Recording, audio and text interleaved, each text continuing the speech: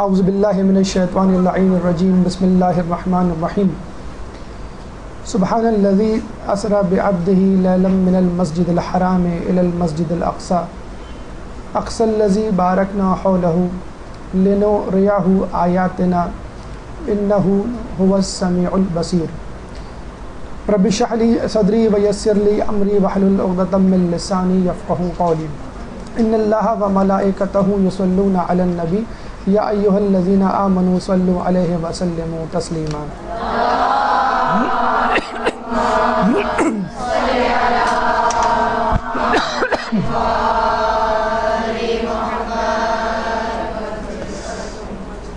رجب کی بابرکت ساعتیں اس وقت آہستہ آہستہ اپنے اختتام کی طرف رواں دواں ہیں۔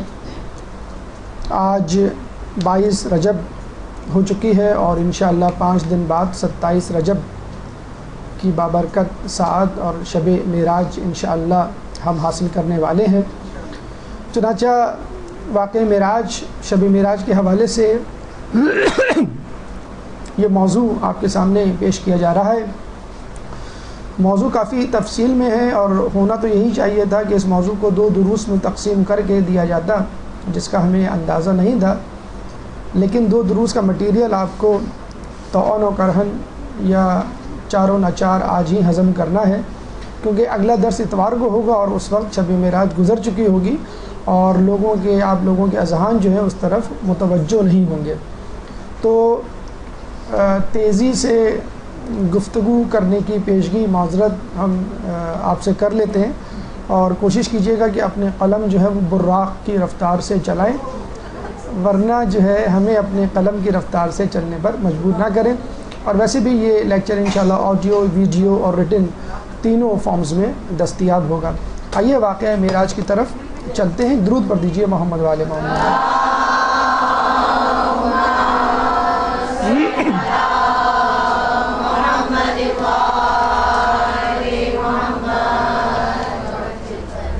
مراحل سخن جو اس موضوع کے حوالے سے انشاءاللہ آپ کے سامنے پیش کرنے ہیں۔ واقعہ معراج اختصار کے ساتھ کیا تھا، کس طرح شروع ہوا، کس طرح رواں دواں ہوا، کس طرح اختتام کو پہنچا، شواہد معراج یعنی ثبوت آیات قرآنی، روایات معصومین اور تواریخ کے واقعات سے، عقل اور عقل معراج کے واقعے پہ کیا رد عمل کا اظہار کرتی ہے اور اس کے شکوک و شبہات کو کس طرح دور کیا جا سکتا ہے، سائنس و معراج، سائنسی دور میں رہنے والے افراد کیا لاجکس پیش کرتے ہیں، اس کی مخالفت میں ہمارے پاس اس کے کیا جواب ہیں، خود انہی کے نظریات کی روشنی میں مقصد معراج حقیقت میں کیا تھا جس کو بھلا دیا گیا ہے، مشاہدات معراج یعنی رسول اللہ مختلف مناظر طے کرتے ہوئے، آیات خداوندی کو دیکھتے ہوئے کیا کیا خبریں عالم ملکوت کی ہمارے لیے لے کر آئے، ضیافت معراج اللہ تعالیٰ نے جو آنے کی دعوت دی تھی اس میں ایک ضیافت بھی تھی، اس میں کیا کھانا تھا اور اس کے کیا اثرات مرتب ہوئے، تحائف معراج رسول اللہ جب واپس آئے تو اپنے ساتھ کیا کیا چیزیں اپنے لیے، اپنی امت کے لیے لے کر آئے، معراج امت رسول کہ خود ہماری معراج کس طرح ممکن ہے، فضائل شب معراج اختصار کے ساتھ اور اس شب میں کرنے والے اعمال۔ آئیے ہم پہلے مرحلے یعنی واقعہ معراج کی طرف چلتے ہیں۔ درود پڑھتے ہیں محمد والے محمد۔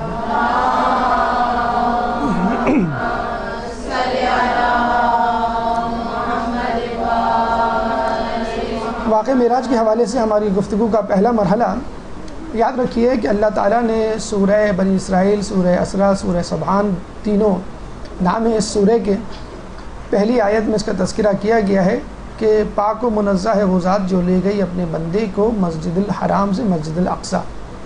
رسول اللہ ام ہانی مولا علی کی بہن کے ساتھ کے گھر میں موجود تھے اور وہاں سے جو ہے رسول اللہ کا سفر شروع ہوتا ہے مسجد الاقصی یعنی قبلہ اول۔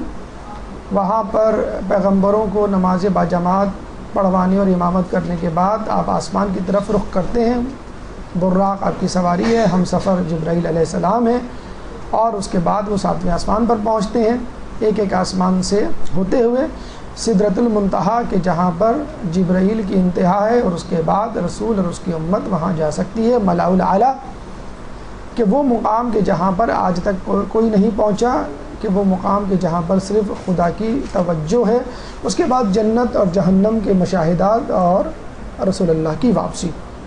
یہ مختصر کے ساتھ اختصار کے ساتھ اسٹیشنز ہیں، اسٹاپ اوورز ہیں، مختلف مراحل ہیں جہاں سے رسول گزرے۔ اوپر کی تصویر جو ہے وہ مسجد اقصیٰ کی ہے، اور نیچے کی جو تصویر ہے وہ خانہ کعبہ بیت الحرم یا مکۃ المکرمہ کی ہے۔ اوپر جو تصویر ہے وہ تصویر نہیں ہے جو عموماً بیت المقدس کے طور پہ، مسجد اقصیٰ کے طور پہ آپ کو ٹی وی، انٹرنیٹ، اخباروں میں نظر آتی ہے، جس کو ڈوم آف ماؤنٹین یا جسے کہتے ہیں ڈوم آف ٹیمپل کہا جاتا ہے۔ وہ ایک الگ گنبد ہے، گولڈن ٹیمپل جسے کہتے ہیں کہ ہے، مطلب گولڈ اس پہ چڑھا ہوا ہے، اور وہ مسجد خضرا سے کچھ فاصلے پر ہے۔ اصل مسجد یہ ہے مسجد اقصیٰ، جو کہ سلیمان علیہ السلام نے تعمیر کی تھی، اور رسول اللہ نے مسلمانوں کے ساتھ اس کو بطور قبلہ اول کے اس کی طرف رخ کر کے نماز پڑھی تھی ایک عرصے تک۔ اس کے بعد خانہ کعبہ آپ کا قبلہ ٹھہر گیا ہمیشہ کے لیے۔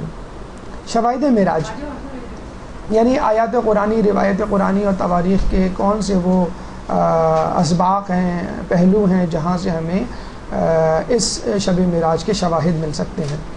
سب سے پہلے قرآن کی آیت سورہ بنی اسرائیل کی آیت نمبر 1 جو ابھی سرنامہ کلام میں پڑھی گئی، سبحان الذی اسری بعبدہ لیلا من المسجد الحرام الی المسجد الاقصی اقصی الذی بارکنا حولہ لنریہ من آیاتنا انہ هو السمیع البصیر۔ پاک و منزہ ہے وہ اللہ کہ جو اپنے بندے کو راتوں رات مسجد الحرام سے مسجد اقصیٰ کی طرف لے گیا، کہ جس کا ماحول پر برکت ہے، تاکہ ہم اسے اپنی نشانیاں دکھائیں، یقیناً وہ سننے والا دیکھنے والا ہے۔ اس میں ایک اہم بات جو ضرور تفکر ہے کرنے کی ہے، قابل توجہ ہے، کہ اللہ تعالیٰ یوں تو قرآن میں رسول اللہ کو مختلف ناموں سے، القاب سے پکارتا ہے، یا ایھا المدثر، یا ایھا المزمل، یا سین، طٰہٰ وغیرہ وغیرہ، لیکن جب آپ کو دعوت دیتا ہے، ملنے کی بات کرتا ہے، تو عبد کہتا ہے، یعنی عبداللہ، اللہ کا بندہ۔ تو یاد رکھ لیجئے اللہ تعالیٰ نے جتنے بھی لوگوں کو زمین پر بسایا ہے، وہ انبیاء ہوں، ائمہ ہوں، اوصیاء ہوں، خلفاء ہوں، بادشاہ ہوں، مجتہدین ہوں، علماء ہوں، عالم ہوں، جاہل ہوں، سب کے سب اللہ کے بندے ہیں۔ اور جو اللہ کی بندگی یعنی اطاعت زیادہ کرے گا، اللہ تعالیٰ کا زیادہ قرب پائے گا۔ جو مالی حوالے سے، علمی حوالے سے، نسبی حوالے سے، نسل اور زبان کے حوالے سے جو درجات ہیں، ان کی اللہ کے نزدیک زیادہ اہمیت نہیں، اللہ کے نزدیک اہمیت بندگی اطاعت کی ہے۔ اسی لیے اللہ تعالیٰ عبداللہ، لفظ عبد کو زیادہ پسند کرتا ہے بنسبت کسی اور لفظ کے۔ یہی ایک انٹروڈکشن اور بہترین تعارف ہے انسان کا اس کائنات میں۔ اس سورہ کے حوالے سے ہم آپ کو بتا دیں کہ یہ سورہ ہر شب جمعہ پڑھنے والا موت سے پہلے ملاقات امام زمانہ سے مشرف ہوگا اور آپ کا یار و انصار کہلائے گا، یعنی جب ظہور ہوگا تو آپ کے ساتھ ہوگا۔ اچھا، اس میں لفظ اسرا استعمال ہوا ہے، سیر نہیں، تو یاد رکھ لیجئے عربی میں لفظ اسرا رات کی سیر کو کہتے ہیں، اور دن کی سیر کے لیے لفظ سیر استعمال ہوتا ہے۔ تو لفظ اسرا کا مطلب ہے شب معراج جو ہے، معراج کا جو واقعہ ہے وہ شب معراج یعنی شب کے وقت ہوا، دن میں یا کسی اور وقت نہیں ہوا۔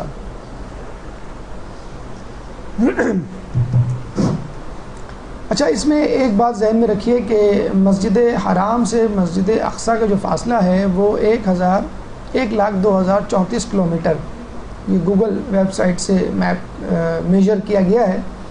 تو لوگوں کے لیے یہی قابل جسے کہتے اعتراض بات تھی اور حیران کن بات تھی کہ خود مسجد حرام سے مسجد اقصیٰ کا فاصلہ مہینوں کا فاصلہ ہے۔ اس زمانے میں اونٹ یا گھوڑے جو بھی استعمال ہوتے تھے، تیز ترین سواری کے ساتھ مسجد حرام سے مسجد اقصیٰ تک کا فاصلہ کم از کم 1 مہینے میں طے ہوتا تھا۔ تو فاصلہ زمین کے اندر ہی 1 مہینے کا ہے، تو پھر آسمان تک کا فاصلہ، پھر جنت دوزخ کی سیر، پھر واپس آنا، یہ کیسے ممکن ہے کہ چند منٹ، یعنی رسول اللہ کو کہتے ہیں کہ جب واپس آئے تو ان کا بستر گرم تھا، دروازے کی کنڈی ہل رہی تھی، مطلب چند منٹس کی بات تھی کہ وہ راتوں رات واپس آ گئے۔ تو یہ بھی لوگوں کے ذہنوں میں سوال اٹھتا ہے، انشاءاللہ اس سوال کا جواب، اشکال کا حل جو ہے وہ آگے آئے گا۔ ایک اور سورہ جو واقعہ معراج کی طرف اشارہ کرتی ہے اور واقع معراج کے دوران ہونے والے واقعات کی کسی حد تک ہمیں تفصیل بتاتی ہے، وہ ہے سورہ نجم، آیت نمبر 5 سے لے کر 18، 1 سے لے کے 4 تک جو آیات ہیں وہ رسول اللہ کے ایک اور واقعے کی طرف نشاندہی کرتی ہیں کہ جس میں اللہ کے رسول نے تمام دروازے اصحاب رسول کے بند کروا دیے تھے جو مسجد نبوی میں کھلتے تھے، اور صرف علی کا دروازہ جو ہے وہ کھلے رکھنے کی اجازت دی تھی، اور جس کی تیسری اور چوتھی آیت ہے وما ينطق عن الهوى ان هو الا وحی یوحى، کہ وہ اپنے ہوائے نفس سے کچھ نہیں کہتے سوائے اس کے کہ جو ان کو وحی کی جائے۔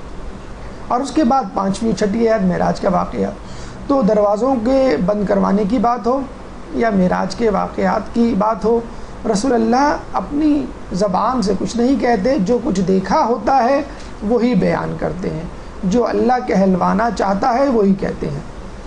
تو سورہ نجم کی آیت اسے اس ہستی یعنی اللہ نے تعلیم دی ہے جو عظیم قدرت رکھتی ہے۔ رسول اللہ کو تعلیم کس نے دی؟ اللہ نے۔ وہی ذات جو حد سے زیادہ توانائی اور ہر چیز پر تسلط رکھتی ہے۔ تو ایک شے یعنی اللہ خالق کائنات ہر چیز پر تسلط رکھتا ہے تو وہ ہر چیز کر سکتا ہے، جبکہ وہ افق اعلیٰ پر تھا۔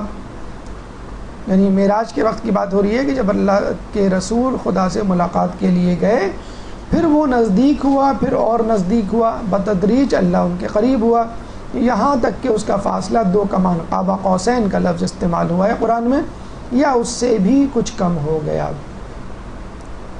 جس کا انشاءاللہ تذکرہ تفصیل کے ساتھ آگے آئے گا کہ 2 کمان کا جو فاصلہ ہے، اللہ تعالیٰ کا جو وجود ہے اس کا قریب ہونا، اس کا کیا مطلب ہے؟ یہاں پر مادی حوالے سے قریب ہونا نہیں ہے، بلکہ معنوی اعتبار سے اللہ کا قریب ہونا ہے۔ جیسے ہم نماز میں کہتے ہیں قربتاً اللہ، تو اس کا مطلب یہ نہیں کہ ہم اللہ سے جسمانی طور پہ قریب ہو رہے ہیں، نہیں، اللہ سے معنوی روحانی طور پہ قریب ہو رہے ہیں۔ اس کے بعد کی جو آیت ہے آیت نمبر 10، یہاں خدا نے وحی کرنی تھی اپنے بندے کو وحی کی، یعنی جو اللہ تعالیٰ اپنے بندے کو بتانا چاہ رہا تھا، جس مقصد کے لیے بلایا تھا وہ بتلا دیا، اور اس کے دل نے جو کچھ دیکھا اس میں ہرگز جھوٹ نہیں بولا۔ یعنی اللہ کے رسول نے اپنی دل کی آنکھوں سے، دل کے کانوں سے جو کچھ دیکھا سنا بس وہی بیان کر دیا۔ معراج پر جو کچھ ہوا وہ بتلا دیا، اس سے زیادہ نہیں بتلایا۔ کیا تم اس سے اس چیز کے بارے میں جو اس نے دیکھا ہے مجادلہ کرتے ہو؟ پھر کفار مکہ کی سرزنش تنبیہ کی جا رہی ہے کہ جو کچھ رسول نے دیکھا ہے وہی تم کو بتلا رہے ہیں، اس سے زیادہ نہیں، چنانچہ ان سے لڑائی جھگڑا نہ کرو۔ تو یہ وہ اللہ تعالیٰ کی طرف سے تصدیق ہے، اپروول ہے، ایک سند ہے جو قرآن کی آیات کا، قرآن کا حصہ بن چکا ہے کہ اللہ کے رسول معراج پر گئے تھے، اللہ سے ملاقات کی تھی، اللہ کی آیات کی، جسے کہتے ہیں کہ انہوں نے سیر کی تھی، اور واپس آ کے بس انہوں نے وہی بتلایا جو دیکھا، نہ زیادہ نہ کم۔ پھر 13ویں آیت کے بعد سے جبرائیل علیہ السلام کا تذکرہ ہے کہ اور دوبارہ اس جبرائیل کا مشاہدہ کیا۔ جبرائیل علیہ السلام پہلی مرتبہ جبل نور پر غار حرا میں وحی دینے کے لیے جب آئے تھے، پہلی مرتبہ اس وقت دیکھا تھا رسول نے، اور اس وقت وہ اپنی اصلی شکل میں تھے۔ کہتے ہیں کہ وہ اتنے بڑے، اتنے عظیم تھے کہ جب انہوں نے اپنے پر پھیلائے تو پورا آسمان اس کے پیچھے چھپ گیا تھا، اور یہ دیکھ کر رسول اللہ پہ غشی طاری ہو گئی تھی۔ سدرۃ المنتہا کے نزدیک دوسری مرتبہ جبرائیل کو سدرۃ المنتہا، ایک درخت کہ جس کے بعد جبرائیل کی لمٹس ختم ہو جاتی ہیں، وہاں دیکھا کہ جہاں جنت الماوا ہے۔ اب جیسے ہم دیکھتے ہیں کہ کراچی میں بہت سارے علاقے ہیں، ہر علاقہ جو ہے وہ مختلف ہے اسٹیٹس وائز، اس طرح جنت میں بھی درجات ہیں، تو جنت کی بھی اقسام ہیں، متقی، پرہیزگار، مخلصین کے اعتبار سے۔ تو جو بہترین جنت ہے جہاں پہ خدا کے مخلصین بہترین لوگ رہیں گے وہ ہے جنت الماوا، وہ سدرۃ المنتہا کے بعد ہے۔ اس وقت جب کہ ایک چیز خیرہ کرنے والے نور نے سدرۃ المنتہا کو ڈھانپ رکھا تھا، نہ تو اس کی آنکھ نے انحراف کیا اور نہ ہی سرکشی کی۔ یعنی رسول اللہ جو کچھ دیکھنے گئے تھے بس وہی دیکھا اور کچھ اور نہیں دیکھا۔ اور یہ بھی بڑی امپورٹنٹ بات ہے آنکھوں نے انحراف نہیں کیا، سرکشی نہیں کی۔ دیکھیں آپ امام بارگاہ میں جاتے ہیں، اگر امام بارگاہ میں جانے سے پہلے آپ اطراف پر نگاہ ڈالیں تو آپ کو سیکورٹی گارڈز نظر آئیں گے، والنٹیئرز نظر آئیں گے، پولیس والے نظر آئیں گے، رینجرز والے نظر آئیں گے، کچھ سادہ کپڑوں میں لوگ نظر آئیں گے جو آپ کو گھور کے دیکھ رہے ہوں گے کہ کہیں یہ فورن باڈی تو نہیں، کوئی یہ جسے کہتے ہیں دہشت گرد تو نہیں۔ اگر آپ آس پاس دیکھیں گے تو ہو سکتا ہے آپ کنفیوز ہو جائیں، ٹینشن میں آ جائیں، اسٹریس میں آ جائیں، لیکن آپ ناک کی سیدھ میں جا رہے ہوں گے تو اپنی منزل پر پہنچ جائیں گے۔ ہو سکتا ہے آس پاس دیکھنے کی وجہ سے نہ صرف یہ کہ آپ ٹینشن اسٹریس میں مبتلا ہوں، بلکہ آپ کو پولیس والے سیکورٹی والے پکڑ بھی لیں کہ بھئی آپ مشکوک نظر آ رہے ہیں، آپ ادھر ادھر دیکھ رہے ہیں۔ تو رسول اللہ نے کہیں نہیں دیکھا، جہاں ان کو بلایا گیا وہاں گئے، جہاں بٹھایا گیا وہاں بیٹھے، جہاں کھڑا کیا گیا وہاں کھڑے رہے، جہاں بولا کہ دیکھو وہیں دیکھا، آس پاس دیکھنے کی کوشش نہیں کی۔ اور یہ بڑا اچھا میسیج ہے ہم لوگوں کے لیے، مردوں کے لیے، عورتوں کے لیے، کہ اگر کسی کے گھروں میں بھی جائیں تو آپ وہیں بیٹھیں، وہی سنیں اور وہی دیکھیں جو دکھایا جا رہا ہے، جو سنایا جا رہا ہے۔ کنسوئیاں لینے کی اور تجسس کرنے کی ضرورت نہیں۔ اس نے اپنی پروردگار کی چند عظیم آیات اور نشانیوں کا مشاہدہ کیا، اور یہی وہ مقصد تھا اہم ترین کہ جس کے لیے اللہ تعالیٰ نے اپنے رسول کو دعوت دی تھی، تاکہ وہ اللہ کی نشانیوں کو، اپنی عظمتوں کو دکھا سکے۔ وہ کتابیں جو شب معراج یا معراج کے واقعے پر دلالت کرتی ہیں، شیخ طوسی کی تفسیر طبیان، یہ سب کچھ عالم بیداری میں تھا۔ علامہ تبریسی کی مجمع البیان، معراج عالم بیداری میں ہوئی۔ علامہ مجلسی کی بہار الانوار، معراج پر شیعہ سنی احادیث کا اتفاق ہے، وہ کہتے ہیں، اور وہ یہ بھی کہتے ہیں کہ اگر احادیث جمع کی جائیں معراج کی تو پوری ایک کتاب بن سکتی ہے۔ اور ماشاءاللہ آیت اللہ دست غیب نے کتاب معراج لکھ بھی ڈالی۔ آپ میں سے جو لوگ معراج کی تفصیل پڑھنا چاہیں اور لطف اندوز ہونا چاہیں عالم ملاکوت میں جو رسول اللہ نے دیکھا تھا، تو یہ کتاب ضرور پڑھیں۔ کتاب 4 حصوں پر مشتمل ہے۔ شروع کا حصہ معراج پر ہے اور 120 صفحات ہیں، اور کوئی اتنی ضخیم کتاب بھی نہیں ہے، اور قیمت بھی اتنی زیادہ نہیں ہے۔ لفظ معراج، کتاب کا نام ہے معراج، تقریباً ہر بک اسٹاپ میں مل جائے گی۔ لیکن اگر آپ اس کتاب کو لے کر پڑھیں تفصیل سے، حرف بہ حرف، لفظ بہ لفظ، سطر بہ سطر، صفحہ بہ صفحہ، یقین کریں آپ کو ایک ایسے عالم کی سیر کروائی جائے گی کہ جس کے بعد آپ کا دل اس دنیا میں نہیں لگے گا۔ آپ کو ٹی وی، ڈرامے، فلمیں، کہانیاں، افسانے پڑھنے دیکھنے کا جی نہیں جائے گا۔ ایسی سیر خوبصورت، کیوں کہ وہ ہمارا ابدی مقام ہے، وہ ہمارا جسے کہتے ہیں نا کہ ملک ہے۔ لوگ آتے ہیں نا کراچی دیہات سے، کہتے ہیں ہم اپنے ملک جا رہے ہیں، تو یہ ملک نہیں، وہ ہمارا وطن ہے، وہ ہمارا ملک ہے۔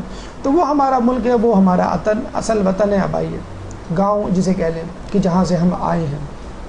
آیت اللہ دست غیب کے لیے ایک درود پڑھ دیجیے۔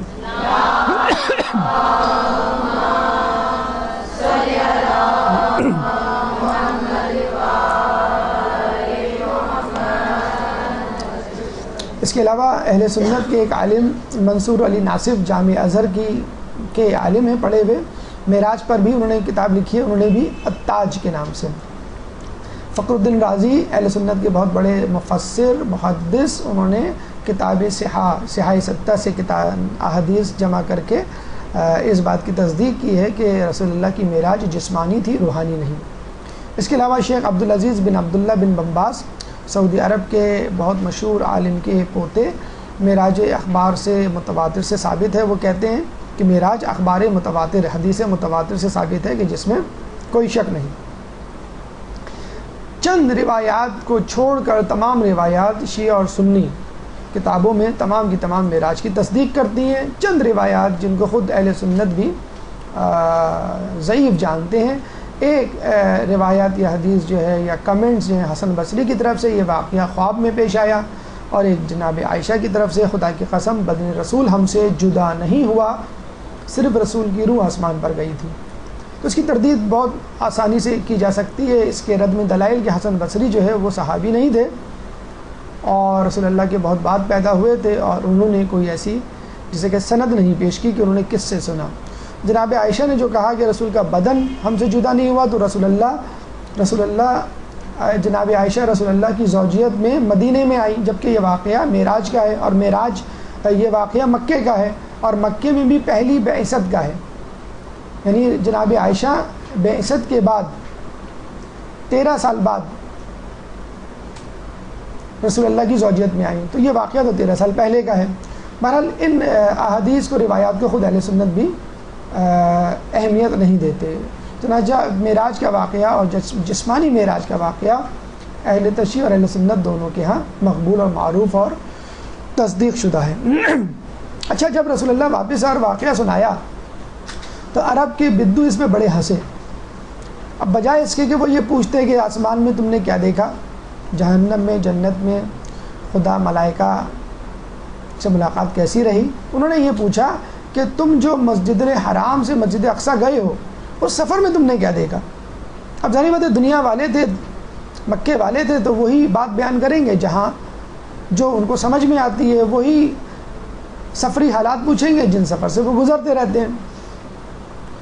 تو رسول اللہ نے بتایا کہ راستے میں نے دیکھا ایک قافلہ ہے جس کا اونٹ گم ہو گیا ہے، اور قافلے والوں کا ایک پیالہ تھا جس میں پانی تھا، پانی زمین پر گرا ہوا تھا، اور جب وہ قافلہ واپس آیا تو واقعی انہوں نے تصدیق کی کہ ہمارا ایک اونٹ گم ہو گیا تھا اور اس کے ساتھ ایک پیالہ تھا جس میں پانی تھا اور وہ گر گیا تھا۔ یہ دونوں چیزیں ہم نے دیکھی اور رسول اللہ نے ان کے آنے سے پہلے بتا دیا۔ کچھ تھوڑی بہت جو انٹلیکچوئلز تھے انہوں نے کہا کہ اچھا یہ بتاؤ مسجد اقصیٰ کے کتنے ستون ہیں، اس میں کتنی قندیلیں ہیں۔ تو رسول اللہ، اب ظاہر سی بات ہے آپ قائد اعظم کے مزار جائیں اور واپسی میں کوئی پوچھے قائد اعظم کے مزار میں کتنے بلب لگے ہوئے ہیں، اب کوئی بلب گننے تو نہیں گئے تھے آپ، قائد اعظم کے مزار میں کتنے ستون ہیں، ستون تو گننے نہیں گئے تھے آپ۔ تو بڑا جسے کہتے ہیں کہ احمقانہ سوال تھا، لیکن بہرحال سوال کا جواب دینا تھا۔ اسی وقت اللہ تعالیٰ نے رسول اللہ کے سامنے مسجد اقصیٰ کو سامنے لا کے کھڑا کر دیا اور رسول اللہ نے ستون اور قندیلیں گن کر بتا دی۔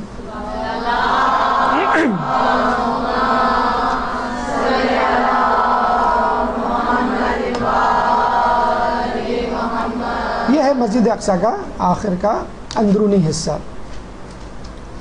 اچھا، اب آئیے ہماری گفتگو کے تیسرے مرحلے عقل و معراج کی طرف، کہ ایک عقل انسانی جب معراج کے واقعے کو سنتی ہے تو اس کے ذہن میں، عقل کے اندر کیا شکوک و شبہات، سوالات جنم دیتے ہیں۔ ان سوالات کو ایڈریس کرتے ہوئے، ان کے جوابات دیتے ہوئے ہم آگے چلتے ہیں۔ تھوڑی سی مشکل بحث ہے، فلسفے کی بحث ہے، لیکن چونکہ ہم کو موضوع کو تھوڑا سا جامع کرنا ہے، ہر شخص کی اپنی پسند اور اپروچ ہوتی ہے کسی چیز کو، مسئلے کو سمجھنے کے لیے، چنانچہ فلسفے کے جو وہ ماہر ہیں یا ان پہ جو جسے کہتے ہیں دسترس رکھتے ہیں یا دلچسپی رکھتے ہیں، ان کے لیے واقعہ محال، یعنی جو واقعہ محال ہونا، ناممکن ہو، وہ دو طرح کا ہوتا ہے، محال عقلی اور محال عادی۔ محال عقلی کیا ہے؟ موضوع واحد، مثلا کہ دو متضاد چیزیں ایک جگہ جمع نہیں ہو سکتی، مثلا پانی اور آگ۔ زمان واحد یعنی دو متضاد چیزیں ایک زمانے میں جمع نہیں ہو سکتی، یعنی ایک ہی وقت میں ایک چیز سیاہ ہو اور ایک ہی وقت میں ایک چیز سفید ہو۔ مکان واحد، دو چیزیں ایک ہی جگہ جسے کہتے ہیں جمع نہیں ہو سکتی، ایک شخص میں علم بھی ہو اور جہل بھی ہو۔ تو وہ یہ کہتے ہیں عقلی فلسفے کے ماہر کہ آپ ایک جگہ یہ کہتے ہیں کہ خدا ہر جگہ ہے، اور واقعہ معراج سے ثابت ہوتا ہے کہ آپ خدا سے ملنے گئے اور ملاقات اسی سے کی جاتی ہے کہ جو سامنے موجود ہو، یعنی مجسم ہو، اور جو نظر نہیں آتا اس سے آپ کیسے ملاقات کریں گے۔ اور خدا مکان رکھتا ہے، اگر مکان نہ رکھتا اور خدا ہر جگہ موجود ہوتا تو آسمان پہ جانے کی کیا ضرورت خدا سے ملنے کے لیے، وہ تو ہر جگہ موجود ہے۔ یہ ان کا اعتراض۔ ایک ہوتا ہے محال عادی، یعنی چیز ممکن تو ہے لیکن عادت کے خلاف ہے، یعنی کوئی شخص ہے کھانا کھا کر اس کی جسے کہتے ہیں کہ بھوک مٹتی ہے، بعض اوقات کھانا کھا کے نہ مٹے، لیکن بڑا مشکل ہوگا یہ اعتبار کرنا۔ دوا سے بیماری ٹھیک ہوتی ہے لیکن بعض اوقات دوا سے بیماری بگڑ بھی جاتی ہے، مشکل ہے اس پہ اعتبار کرنا لیکن ممکن ہے۔ انسان اڑ نہیں سکتا کیونکہ پرندے اڑتے ہیں، اڑنے کے لیے پر چاہیے، مشکل ہے، انسان نہیں اڑتا ہے کسی چیز کے بغیر، لیکن ممکن ہے بہرحال۔ آئیے ان کے جوابات دیتے ہیں۔ پہلا جواب محال عقلی، کہ دیکھیں اللہ تعالیٰ کو جہاں تک دیکھنے کی، ملنے کی بات ہے، جسمانی اور مادی اعتراض جو ہو رہا ہے، تو کہیں بھی روایت میں یہ نہیں آیا کہ اللہ تعالیٰ کو رسول اللہ نے اپنی آنکھوں سے دیکھا۔ قلبی آنکھ سے دیکھنے کا تذکرہ، دل کی آنکھ سے دیکھنے کا تذکرہ یہاں بھی وہاں بھی، چاہے کہیں پہ بھی انسان ہو، اللہ کا مشاہدہ کر سکتا ہے۔ تو اللہ کا مشاہدہ جو ہے وہ قلبی آنکھوں سے تھا۔ تو خدا کی آیات کا مشاہدہ نظروں سے ہو سکتا ہے، لیکن خدا کا مشاہدہ قلبی آنکھ سے ہوتا ہے۔ بحال عادی ٹھیک ہے انسان ہوا میں نہیں اڑ سکتا، لیکن ممکن ہے۔ سلیمان علیہ السلام کے قصے ہر کسی نے سنے ہوئے ہیں کہ کس طرح انہوں نے کہا ملکہ بلقیس کے تخت کو لانے کا، تو ایک جن اٹھا، اس نے کہا کہ میں آپ کی مسند سے اٹھنے سے پہلے اس کا تخت لا سکتا ہوں۔ آصف برقیہ نے کہا کہ میں پلک جھپکتے ہوئے ملکہ بلقیس کا تخت لا سکتا ہوں، اور وہ لے بھی آئے۔ تو جب یہ بات پہلے ممکن ہے کہ پلک جھپکتے ہی ایک چیز اڑ کر ایک جگہ سے دوسری جگہ چلی جائے، آصف برقیہ یہ کام کر سکیں، تو خود رسول اللہ کے لیے یہ کام ہونا کچھ بعید نہیں۔ اور ایک جواب جو ان تمام جوابات پر بھاری ہے، جواب کلی، وہ یہ کہ معجزہ کہتے ہی اس کو ہیں کہ جو عقل سے ماورا ہو، جس کی کوئی منطق یا دلیل نہ دی جا سکے، ورنہ پھر وہ معجزہ کیوں کہلائے؟ اور یہ خود رسول کے نبی ہونے کی دلیل ہے۔ معراج جو کہ ایک معجزہ ہے، جو ایک عام انسان سے سرزد نہیں ہو سکتا، جس کو عقل نہیں سمجھ پا رہی، کہ رسول نبی تھے اور ہیں۔ چوتھا مرحلہ سائنس و معراج۔ آج کل کے سائنسی دور میں رہنے والے افراد سائنسی حوالے سے کچھ گفتگو اور اعتراض کرتے ہیں۔ وہ کہتے ہیں کہ یہ کیسے ممکن ہے کہ انسان ہوا میں اڑ جائے اور اتنی اسپیڈ سے اڑ جائے؟ تو بھائی ہوائی جہاز اور راکٹ جب انسان کو لے کے اڑ سکتے ہیں، تو اللہ تعالیٰ کیا رسول کے لیے سواری کا انتظام نہیں کر سکتا؟ اور رسول کے لیے براق کا، جسے کہتے ہیں کہ اہتمام کیا گیا۔ یہ تصویر ہم نے ویکیپیڈیا انٹرنیٹ سے نکالی ہے۔ براق ایسا نہیں تھا، ایک جسے کہتے ہیں کہ خیالی پکچر ہے، تو وہ جہاز اور راکٹ کی رفتار سے اڑ سکتا تھا۔ جب انسان راکٹ جہاز بنا سکتا ہے تو اللہ تعالیٰ براق خلق نہیں کر سکتا کہ جس نے انسان کو بنایا؟ ایک اور سوال کہ انسان کا کشش ثقل سے آزاد ہونا، کیونکہ جب بھی آپ کوئی پتھر یا گیند اوپر پھینکتے ہیں تو وہ نیچے آتی ہے کشش ثقل کے سبب۔ انسان کیسے اوپر چلا گیا؟ تو یہ بات سائنسدان تسلیم کرتے ہیں کہ اگر کسی چیز کو بہت زیادہ اسپیڈ سے پھینکا جائے تو وہ اوپر چلی جاتی ہے۔ مثلا پتھر ہے، اس کو آپ کم قوت سے اوپر پھینکیں تو وہ ہو سکتا ہے 1 فٹ اوپر جائے، 2 فٹ اوپر جائے۔ زیادہ قوت سے اوپر پھینکیں تو ہو سکتا ہے وہ 1 منزلہ، 2 منزلہ، 5 منزلہ عمارت کی چھت تک پہنچ جائے۔ اور اگر اس سے بھی زیادہ اسپیڈ سے پھینکا جائے تو ہو سکتا ہے وہ چاند اور آسمان تک پہنچ جائے۔ اصل جو محرک ہے، سبب ہے، وہ قوت ہے۔ تو اگر کوئی انسان کوئی شے 9.8 میٹر پر سیکنڈ اسکوائر کے اسرا سے، ایکسلریشن سے چلے، یعنی ہر سیکنڈ میں اس کی اسپیڈ 9.8 میٹر بڑھ جائے، تو وہ کشش ثقل سے آزاد ہو سکتا ہے۔ جہاز، راکٹ، سیارے سبھی اسی جسے کہتے ہیں کہ بنیاد پر بنائے جاتے ہیں۔ مزید تفصیل سنیے کہ کم وقت میں رسول اللہ نے اتنی مسافت کیسے طے کر لی۔ مطلب مسجد اقصیٰ تک جانے کا جو ٹائم پیریڈ ہے وہ 1 مہینہ ہے، تیز ترین سواری کے ساتھ۔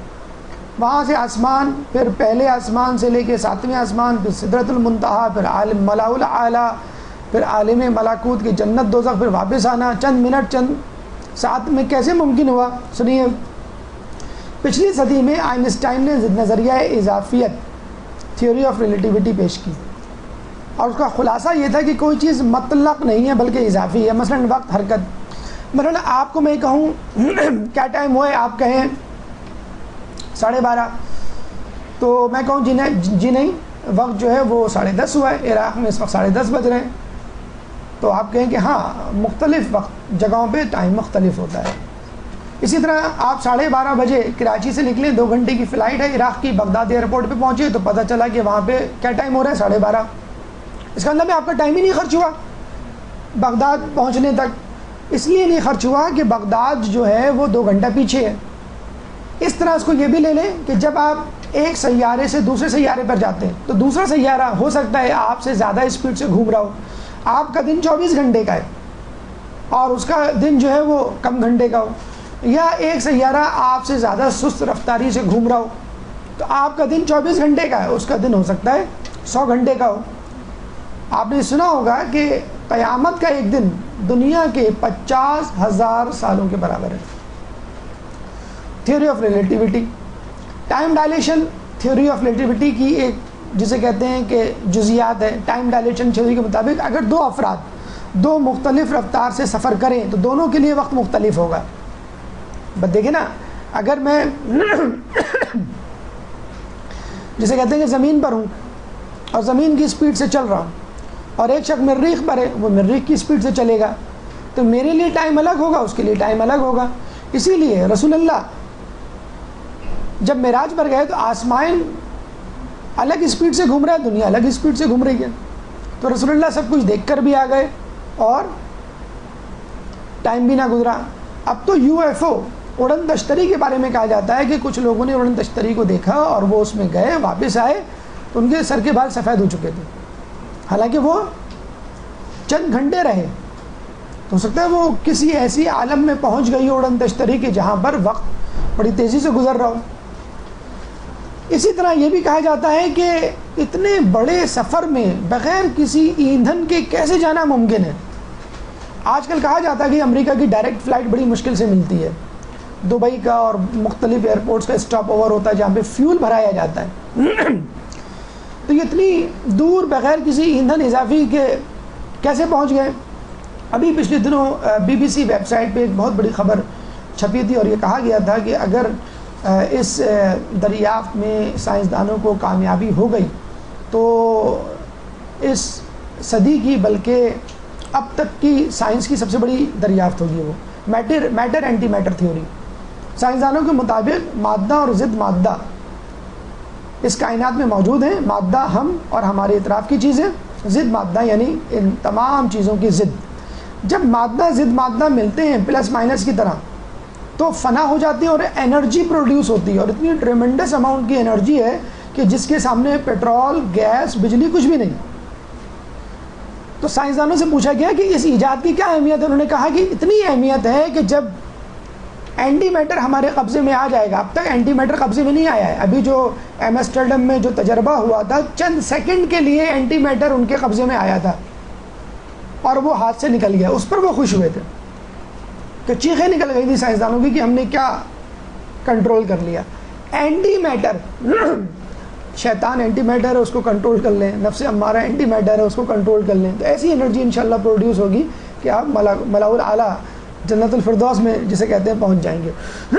تو میٹر اینٹی میٹر جب ملتے ہیں تو اتنی انرجی، کہتے ہیں کہ اب اگر ہم نے کر لیا اینٹی میٹر کو کنٹرول تو 2 بوتلیں ہوں گی سائنسدانوں کے ہاتھ میں، راکٹ کے اندر سوار لوگوں کے ہاتھ میں، اور وقتاً فوقتاً میٹر اینٹی میٹر جو 2 بوتلوں میں موجود ہوگا اس کو وہ ملائیں گے، انرجی پروڈیوس کریں گے اور راکٹ چلے گا.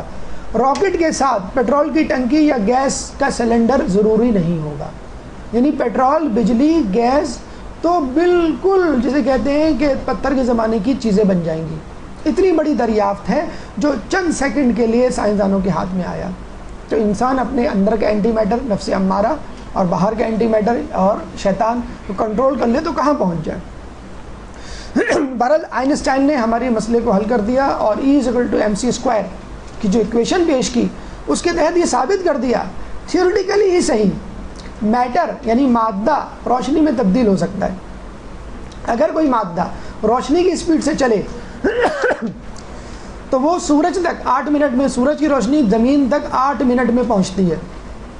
تو رسول اللہ اگر روشنی کی اسپیڈ سے چلے ہوں تو وہ 8 منٹ میں آسمان تک پہنچ گئے ہوں گے، اور روشنی کی اسپیڈ سے زیادہ چلے ہوں تو سیکنڈز میں پہنچ گئے ہوں گے. لفظ اگر تو میں سائنسدانوں کے احترام میں لگا رہا ہوں. ہم تو وہ لوگ ہیں جو کہتے ہیں کہ نور اگر نور کی اسپیڈ سے نہ چلا تو پھر کون چلے گا نور کی اسپیڈ سے؟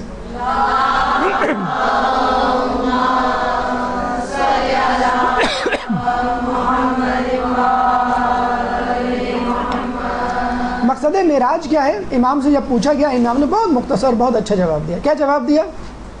خدا ہرگز کوئی مکان نہیں رکھتا اور نہ اس پر کوئی زمانہ گزرتا ہے، لیکن وہ چاہتا تھا کہ کسی نے پوچھا خدا کو دیکھنے گئے تھے تو کیا خدا کو دیکھا؟ خدا تو نظر نہیں آتا. امام نے فرمایا کیوں گئے تھے؟ فرشتوں اور آسمان کے باسیوں کو اپنے پیغمبر کی تشریف آوری سے عزت بخشنے اور انہیں آپ کی زیارت کا شرف عطا کرنے. دیکھیں رسول شرف دے رہے ہیں، عزت دے رہے ہیں کس کو؟ ملائکہ کو. خدا را اپنی حیثیت کو سمجھیں.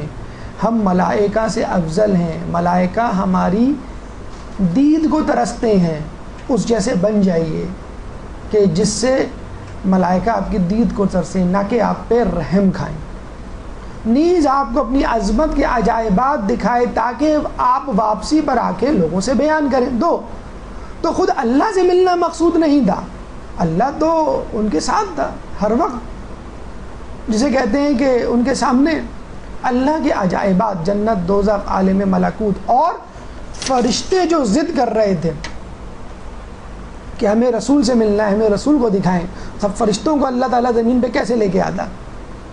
ورنہ ہم بھی دعویٰ کر دیتے کہ ہم بھی رسول کے برابر ہیں، یا رسول ہم جیسے، نعوذ باللہ۔ تو رسول کو وہاں لے کر گیا کہ میں تم کو رسول کی جسے کہ دید کروا دوں۔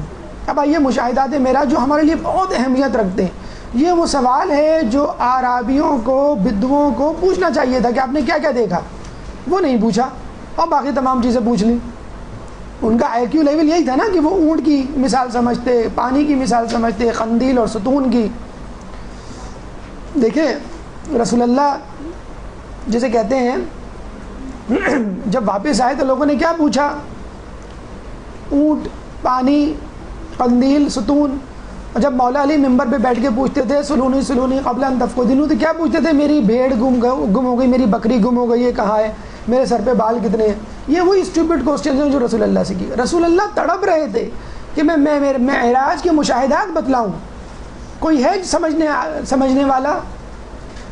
اور رسول اللہ نے تھکار کے کہا علی کو بلاؤ، کیونکہ رسول کے آئی کیو کے لیول کا بندہ اس وقت علی تھا۔ علی سے بیٹھ کے باتیں کی، علی میں نے یہ دیکھا، علی میں نے وہ دیکھا، تمہارے لیے میں یہ لایا، اپنے لیے یہ لایا، بی بی کے لیے یہ لایا، بندوں کے لیے یہ لایا، امت کے لیے یہ لایا۔ اور وہ لوگ ہیں اونٹ اور پانی اور قندیل اور ستون کی باتیں کر رہے ہیں۔ تو خدا را رسول کا آئی کیو لیول سمجھیے اور اس شخص کا آئی کیو لیول سمجھیے جو رسول کی بات سمجھتا تھا۔ اب آئیے رسول کے مشاہدات، رسول نے کیا دیکھا اور ہمارے لیے اس میں کیا اسباق ہیں۔ سب سے پہلے مسجد اقصی میں 44,400 انبیاء کا اجتماع ہوا، حضرت جبرائیل نے اذان دی، رسول نے امامت کی۔ جبرائیل سے ازرائے تفنن، تکلفاً ہم سمجھتے ہیں کہا ہوگا کہ آپ امامت کیجئے۔ رسول کو معلوم تھا کہ لوگ میری دید کو ترس رہے ہیں اور یہ ایک فرشتہ، یہ کیسے، لیکن پھر بھی بتلانا چاہ رہے تھے کہ یہ کیوں نہیں امامت کروا رہا۔ جبرائیل کا جواب سنیے، خدا کی توحید، رسول کی رسالت، علی کی ولایت پر ہم سے اقرار لیا گیا ہے، میں آپ سے سبقت کیسے کر لوں؟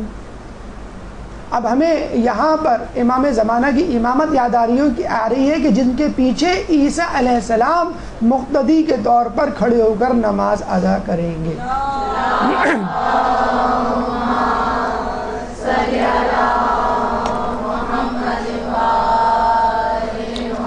تو نبی کی امامت رسول کر سکتا ہے یا رسول کا وسیع یا جانشین کر سکتا ہے، یاد رکھ لیجیے۔ ملائکہ نے استقبال کیا، ہاتھوں میں تھالیاں دیں، ہدیے، نچھاور۔ آپ لوگ تو ماشاءاللہ خواتین ہیں، مہندی اور میلاد میں آپ دیکھتے ہوں گے کس طرح لوگ تھالیاں لاتے ہیں اور پھول نچھاور کرتے ہیں۔ آپ کو نیاز ملے نہ ملے، ایک پھول نچھاور ہو جائے، پتی نچھاور ہو جائے، آپ اپنے آپ کو عالمی ملکوت میں سمجھتے ہیں کہ جیسے میں کتنی بڑی شخصیت ہوں، بہت بڑا اعزاز ہے۔ اور اگر ہم رسول پر کچھ نچھاور کرنا چاہیں تو کیا کر سکتے ہیں؟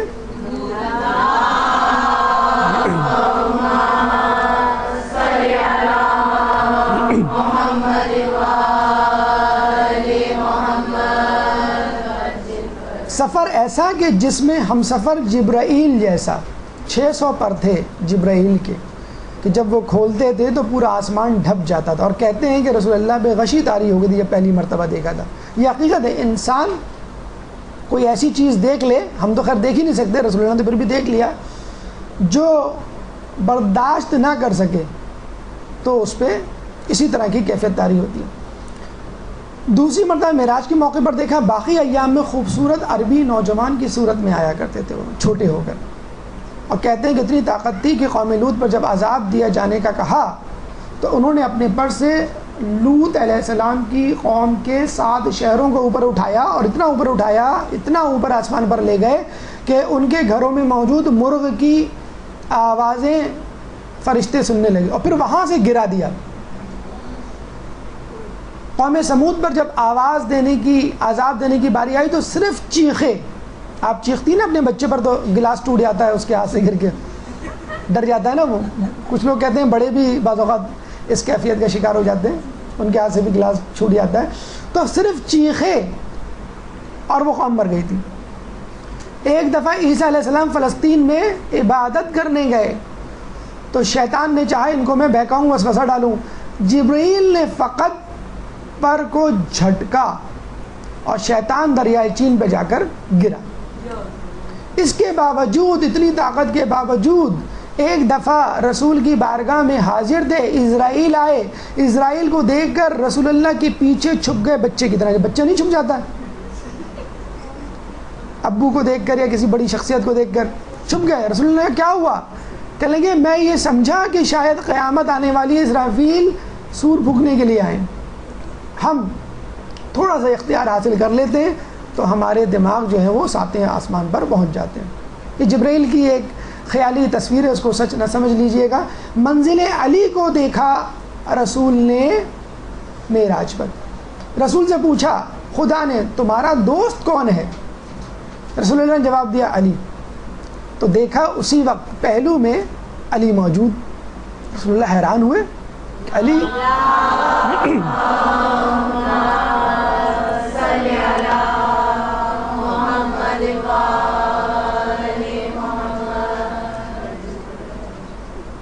خدا نے جب کلام کرنا چاہا تو علی کے لہجے میں. لیکن یہ بات یاد رکھ لیجئے، معراج علی کو نہیں ہوئی تھی. رسول اللہ تعالیٰ نے ایک فرشتے کو علی کی شبیہ بنا کر رکھ دیا تھا. کہتے ہیں اس فرشتے کی زیارت کے لیے روزانہ 70,000 ملائکہ آتے ہیں، اور ثواب کس کو جاتا ہے؟ ہم لوگوں کو، علی کے چاہنے والوں کو.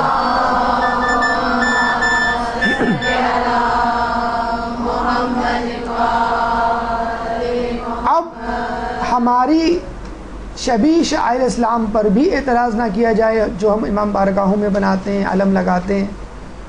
یہ اصل نہیں ہے، نقل ہے، شبیہ ہے، شاعر اسلام ہے، اور اگر ہم اس کی زیارت کریں تو یہ بھی عین ثواب ہوگا. تو علی کا چاہنے والا ہونا آپ کے ثواب میں اضافہ، یہ الگ بونس پوائنٹ ہے جو آپ کو مل رہے ہیں. جب بھی علی کے چاہنے والوں کی نیکیاں پہاڑوں سے بھی اتنی زیادہ ہوں گی، اتنی کثرت میں کہ لوگ حیران رہ جائیں گے یہ اتنا پرہیزگار تو نہیں تھا. تو علی کی محبت رکھنا بھی ایک بہت بڑا فن ہے، بہت بڑا کمال ہے، بہت بڑی معراج ہے. عبادت تو ہے ہی، تقویٰ تو ہے، لیکن فقط علی کی محبت رکھنا وہ خود بھی ایک بہت بڑا کمال ہے، بہت بڑی. جسے کہتے ہیں نا کہ کثرت دشمن کے لیے تیار ہو جائے، علی کی محبت ہے. تو یہ دیکھیے یہ اتنا بڑا ثواب ہم کو ملے گا. ہم کچھ بھی نہ کریں، سو رہے ہوں، جاگ رہے ہوں، کھیل رہے ہوں، کود رہے ہوں، پڑھ رہے ہوں، کھا رہے ہوں، 70,000 ملائکہ کی زیارت کا ثواب ہمارے اکاؤنٹ میں لکھا جا رہا ہے مستقل طور پر.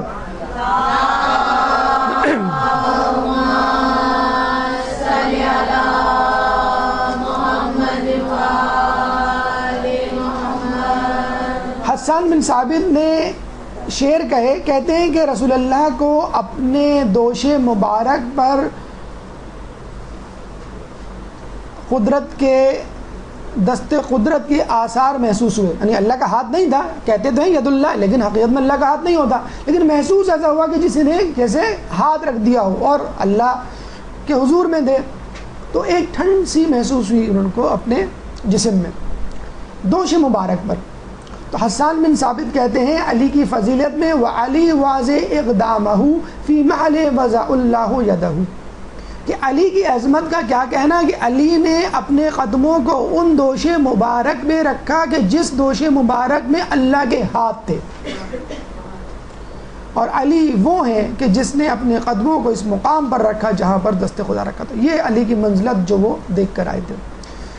پھر اللہ نے پوچھا تمہارا جانشین کون ہے؟ تم نے کیا سوچا؟ رسول اللہ کہہ سکتے تھے علی. دیکھیں آپ وما ينطق عن الهوى ان هو الا وحی یوحی کی تفسیر وہاں بھی چل رہی ہے، جاری ہے. رسول نے کہا جو آپ منتخب کریں. اچھا کہہ دیتے تو پوری دنیا میں چرچا ہو جاتا، بات کا بتنگڑ بن جاتا کہ خدا نے تو بنایا، سفارش تو آپ نے کی نہیں کی سفارش. ہاں دوست رکھتا ہوں میں، بہرحال وہ اس قابل ہے کہ میں دوست رکھوں. اب جانشین بنے نہ بنے، جانشین بنانا آپ کا کام ہے. مقرر معین کرنا اللہ کا. اللہ نے کہا کہ علی کو جانشین بناؤ. کہتے ہیں غدیر خم میں جبرائیل نے اس طرح کہا.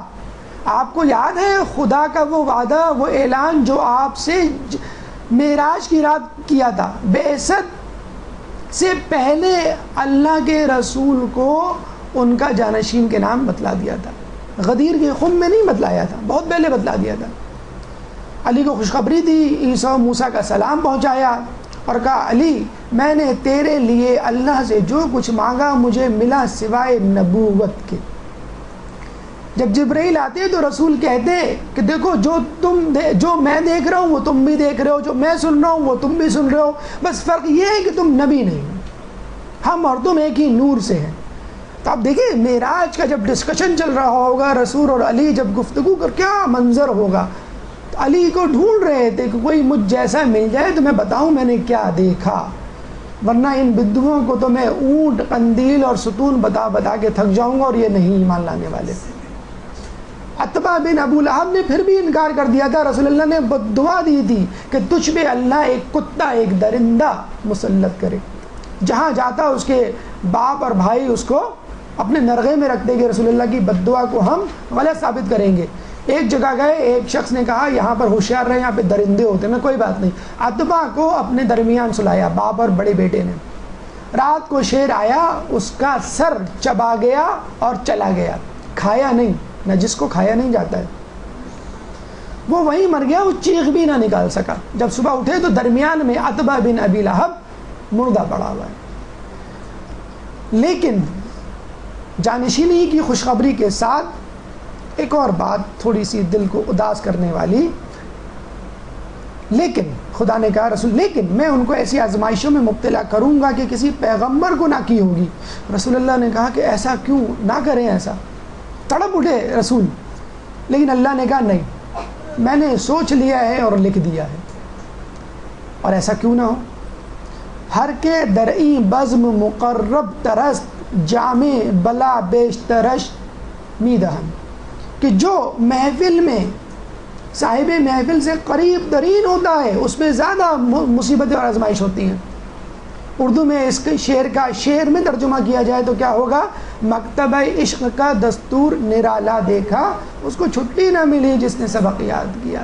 تو آزمائشیں اگر تھیں تو یقیناً علی آزمائش کو برداشت کرنے کی قوت رکھتے تھے. اور پھر بھی رسول سے پوچھتے تھے کہ کیا میرا ایمان سلامت ہوگا. بس فکر تھی تو ایمان کی سلامتی کی. نعوذ باللہ مسلم ہے، مصدقہ ہے کہ ایمان تو سلامت ہوگا، لیکن پھر بھی ہمیں بتانے کے لیے آزمائش کی نہیں، اپنے ایمان کی سلامتی کی فکر. نور زہرا، نور علی دیکھا، نور زہرا دیکھا، باقی ائمہ کا نور دیکھا. امام زمانہ کا نور ایک الگ سے واضح نور تھا، جس کی وجہ سے مجتہدین کہتے ہیں کہ پنجتن پاک اصحاب کسا کے بعد افضلیت میں امام زمانہ کا نمبر ہے. اور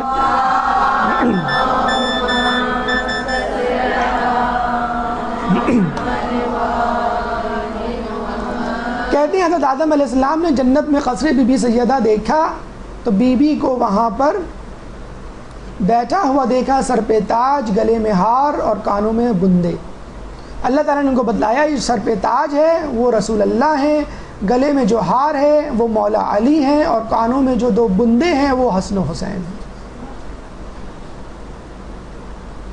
تو یہ بی بی کی جسے کہتے ہیں کہ منزلت وقت نور خدا. تفسیر میں آیا ہے کہ خدا اور رسول کے درمیان قاب قوسین کا فاصلہ رہ گیا. تو یاد رکھیے یہ معنوی ہے کہ نہ مادی.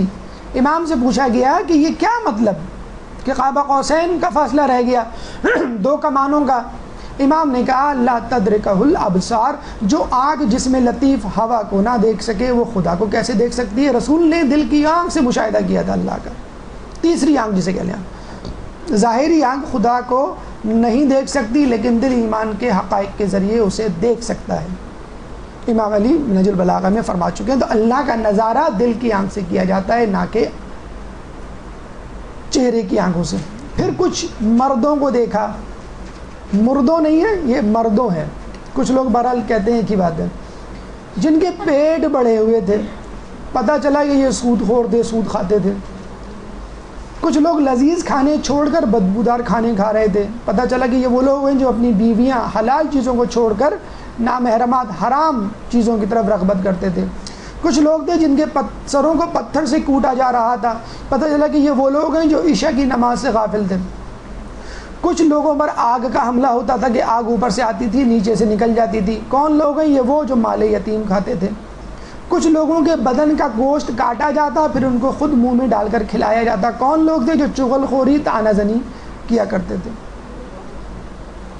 اب آئیے عورتوں کی بھی رودات سن لیجئے. کچھ عورتوں کو آگ میں سر کے ذریعے لٹکایا گیا. کون؟ بے حجاب عورتیں جو اپنے بالوں کا حجاب نہیں کرتی تھیں. کچھ لوگوں کو عورتوں کو زبان کے ذریعے لٹکایا گیا. کیوں؟ کہ وہ بد اخلاق تھیں. کہتے ہیں جو شوہر اپنی بد اخلاق بیوی پہ صبر کرے وہ صبر ایوب کے مرتبے پر ہوگا. اسی طرح عورت کے لیے بھی ہے جو بد اخلاق شوہر پہ صبر کرے وہ جناب آسیہ کے مرتبے پہ ہوگی. تو بد اخلاق بیویوں کا یہ انجام ہوگا. کچھ عورتوں کے ہاتھ پیر بندھے ہوئے تھے. کون؟ جو لاپرواہ تھیں طہارت نجاست اور نماز. ہم طہارت نجاست کے مسائل سے کتنے لاپرواہ ہوتے ہیں. کچھ عورتیں جن کے سر خنزیر کے کان گدھے کی طرح. کون؟ جو چغل خور اور جھوٹی فتنہ پھیلانے والی. بہت مل جائیں گی آپ کو. گوشت کا جسے کہتے ہیں گوشت کاٹا جا رہا تھا آگ کی قینچیوں سے کچھ عورتوں کا اور ان کو کھلوایا جا رہا تھا. کیوں؟ یہ نامحرموں کے لیے بناؤ سنگار کرتی تھی. اب آپ پوچھیں گے یہ کیسے ہو سکتا ہے عورت نامحرموں کے لیے؟ آپ خود دیکھ لیجئے. ایک عورت گھر میں ہو تو میک اپ نہیں کرتی, جب گھر سے نکلتی ہے تو میک اپ کرتی ہے. گھر میں ہوتی ہے تو عام سا لباس پہنتی ہے, گھر سے باہر جاتی ہے تو خوشنما لباس پہنتی ہے. ایک میاں بیوی جا رہے تھے, بے پردہ بیوی, لپسٹک لگی ہوئی ہے. راستے میں ایک شخص رکا, کہنے لگا کہ آپ نے میری پسند کے کلر کی لپسٹک لگائی ہوئی ہے. شوہر بڑا غصہ ہوا, کہنے لگے اس میں غصہ کرنے کی کیا بات, اگر تمہارے لیے لگائی ہوتی تو گھر پہ لگاتی. بہرحال کتے کی مانند کچھ جسے کہتے ہیں کہ عورتیں ہوں گی ان پہ آگ کا حملہ ہو رہا ہوگا. موسیقار, گلوکار, یہ جو موسیقی میں ملوث افراد یا خواتین, اور یہ قیامت کی نشانیوں میں سے بھی ہے, امام کے ظہور کی نشانیوں میں سے کہ گانے والیوں کی کثرت. اچھا, کچھ لوگ کہتے ہیں کہ سر یہ تمام باتیں بتاتے ہوئے تھوڑا سا سنتے ہوئے عجیب سا وامٹنگ نوزیا سا ہوتا ہے, ضروری ہے کہ یہ سب باتیں بتائی جائیں. اب تو ماشاءاللہ ہمارے دروس جو ہیں وہ یوٹیوب اور انٹرنیشنل چینلز پہ بھی جاتے ہیں. تو یو کے سے ایک خبر آئی ہے, وہاں پہ خاتون نے کہا کہ یہ آپ لوگ چوہے, بلی, سانپ, چھپکلی, اس کی خبریں, یہ کاکروچز, یہ کیوں دکھاتے ہیں؟ آپ یہ نہ دکھائیے نا, عجیب سا لگتا ہے. آپ لوگ ہیری پوٹر کی مووی دیکھ لیتے ہیں جس میں عجیب و غریب جانور دکھائے گئے, جس میں میجک دکھایا گیا ہے. یو ایس ہیری پوٹر میجک اکیڈمی بن گئی ہے, اب امریکہ میں جادو سکھا رہی ہے. وہ آپ سیکھ رہے ہیں 20ویں صدی میں, کمپیوٹر ایج میں. ایک آسٹریلیا کا چینل ہے جس میں کیڑے مکوڑے, کاکروچ, کچھوے کھاتے ہوئے دکھایا جاتا ہے. لوگ دیکھ رہے ہیں, انڈیا کے چینلز پہ بھی اب آگے آئی ہے. جاپان کے لوگ dead foetus, still born babies hospital phone کر کے ٹیک اوے ڈلیوری کے طور پر منگواتے ہیں اور کھاتے ہیں ان کو. تو یہ چیزیں ہمارے دور میں ہو رہی ہیں, اور جب آپ کو آپ کی منزل آئینہ دکھا دیا جائے تو آپ پریشان ہو جاتے ہیں کہ ایسا نہیں ہونا چاہیے. بیت المعمور دیکھا, وہ کعبہ جو کعبے کے عین اوپر ہے, اگر پتھر گرایا جائے روایتوں میں آئے کہ عین کعبے پہ گرے, کہ جس پہ فرشتے طواف کر رہے ہیں. وہاں پہ دیکھا کچھ لوگ نفیس لباس والے, کچھ لوگ غلیظ لباس والے. اور رسول اللہ جب جنت میں جانے لگے تو نفیس لباس والوں کو آنے دیا گیا اور غلیظ لباس والوں کو نہیں آنے دیا گیا, حالانکہ تمام کے تمام اصحاب رسول تھے. رسول اللہ نے کہا کیوں؟ انہوں نے کہا کہ جنہوں نے گندا لباس پہنا ہوا وہ لوگ ہیں جو آپ کے اصحاب تو تھے لیکن آپ کے مرنے کے بعد آپ کی سنتوں کو ترک کر دیا. سلمان فارسی روتے تھے رسول اللہ کی وفات پہ. لوگوں نے کہا کیوں؟ کہنے لگے مجھے ڈر ہے کہ میں رسول اللہ کی سنت سے نہ پھر جاؤں. کہتے ہیں ایک عابد جو ہے وہ حمام میں جانے لگا, گندے کپڑے تھے, حمام والے نے روک دیا, باہر کھڑے ہو کے رونے لگا. لوگوں نے روتے کیوں؟ کہنے میں اس لیے رو رہا ہوں کہ آج اس حمام والے نے گندے کپڑے کی وجہ سے مجھے روک دیا, کل اللہ مجھے گناہوں کی غلاظت میں اٹے ہوئے کپڑوں کی وجہ سے جنت میں جانے سے نہ روک دے. کراچی کلب ہمارے ایک دوست گئے, سینڈل نما چپل یا چپل نما سینڈل پہن کر, ان کو گیٹ پہ روک لیا کہ یو آر ناٹ الاؤڈ. کیوں؟ شوز نہیں پہنے ہوئے آدمی. کراچی کلب, کراچی کے ہوٹل کلب کا واقعہ. انہوں نے کہا آپ کو معلوم ہے کہ میں کون ہوں؟ کہلے کون ہے؟ کہلے یہاں جو اسپیچ کمپٹیشن ہو رہا ہے اس کا میں جج ہوں, بطور مہمان آیا ہوں, چیف گیسٹ. اب وہ پریشان, کہ نہیں پھر بھی رول از رول. کہہ لیں گے اچھا تمہیں معلوم ہے یہ چپل یا سینڈل کتنے کا ہے؟ کہہ لیں کتنے کا ہوگا؟ 500 کا ہوگا. سیکورٹی گارڈ چوکیدار کہہ رہا ہے. وہ بڑے پریشان. فون کیا, جنہوں نے بلایا تھا وہ آئے اور باقاعدہ ان کے لیے ایک شوز کا انتظام کیا گیا, جس شوز کو پہن کے وہ اندر گئے. تو دنیا میں یہ حال ہے. تو اللہ تعالیٰ کہ اپنی جنت کو گندہ ہونے دے گا؟ اس کی جنت جوتے چپل سے نہیں گندی ہوتی, اس کی جنت گناہوں سے گندی ہوتی. کہا جاتا ہے کہ اگر مولا علی ہماری انچولی کی امام بارگاہ محفل مرزا شاہ خراسان آ جائیں تو شاید سیکورٹی والے اندر نہیں جانے دیں. یہ کیسا عجیب لباس, مطلب ظاہر سی بات ہے لباس پر پیوند کی جگہ نہیں تھی. روک لیں گے نہیں روک لیں گے. تو اصل لباس لباس تقویٰ ہے, ظاہری لباس نہیں ہے. ابھی چند دنوں پہلے خاتون کہہ رہی تھی کہ میں کیا کروں, سمجھ میں نہیں آتا بچی کو کیا پہنا کے لے جاؤں, رجب میں اتنی زیادہ خوشحالی کے دن ہے. ہم نے کہا آپ کی بچی ماشاءاللہ کتنی بڑی ہے نا, 2 سال کی ہے. میں نے کہا 2 سال کی کوئی بھی فراک پہنا کے لے جائیں. کہ نہیں آپ کو نہیں معلوم, جو آس پاس کی عورتیں کتنی نظر سے دیکھ رہی ہوتی کہ کیا پہن کے آئی ہے بچی. 2 سال کی بچی کا فراک ان کے لیے پریشان کن ہو گیا ہے, اور وہ ہر دوسرے دن جو ہے بازار جا رہی ہے کہ نئے فراق کو پہن کے جائے. ظاہری لباس کی اتنی فکر آپ کو, اور لباس التقویٰ جو بہترین لباس ہے اس کی کوئی فکر نہیں. سدرۃ المنتہا وہ درخت کہ جہاں پر جبرائیل کی لمٹ ختم ہو جاتی ہے, اگر وہ آگے گئے مچھر کے پر یا انگلی کے پور کے برابر بھی تو ان کا چالان ہو جائے گا. ہو سکتا ہے ان کا ڈرائیونگ لائسنس ہی کینسل ہو جائے ہمیشہ کے لیے, آنا جانا وہ چھوڑ دیں. تو رسول اللہ کو کہا کہ رسول میری لمٹ ختم ہو گئی, اس کے بعد آپ اور آپ کی امت کی دیکھیں کتنی بڑی اللہ تعالیٰ نے ہم کو عظمت بخشی ہے کہ رسول کے ساتھ ہم بھی جا سکتے ہیں. یہ رسول نہیں, ہم بھی جا سکتے ہیں. کیوں؟ اس کے بعد جنت الماوا ہے, مخلصین کی جنت. شرط کیا ہے؟ جبریل کہہ رہے ہیں یہ وہ مقام ہے جو آپ کے لیے, آپ کی امتیوں کا, جو آپ کی سنت و طریقہ کار و شاہراہ پر وفات پائیں, جس پر سلیمان فارسی رو پڑے تھے. اب آپ کہیں سر اتنی ساری سنتیں کس پر عمل کریں؟ آپ آسان ترین سنتوں پہ عمل کر لیں.